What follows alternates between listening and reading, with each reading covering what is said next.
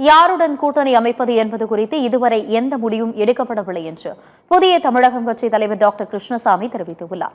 கோவை மாவட்டம் குனியமுத்தூரில் உள்ள அவரது வீட்டில் செய்தியாளர்களை சந்தித்து பேசிய அவர் இவ்வாறு கூறினார். புதிய தமிழகம் கட்சி எந்த அழுத்தத்திற்கும் உட்பட்டு முடிவெடுக்காது என்றும் தெரிவித்தார். பொறுத்தமட்டிலும் புதிய தமிழகம் நிலைப்பாட்டை நாங்கள் இன்றும் இந்த நிமிடம் வரையிலும் முடிவு செய்யவில்லை. யாருடன் கூட்டணி அல்லது எப்படிப்பட்ட கூட்டணி என்பது குறித்து இன்னும் புதிய தமிழகம் கட்சியினுடைய நிர்வாகிகளோடு கலந்து ஆலோசித்து வருகிறோம். கூட்டணி என்பது வெறுமனே ஒரு பொதுக்கூட்டத்தில் கலந்து கொள்ளக்கூடிய விஷயம் அல்ல.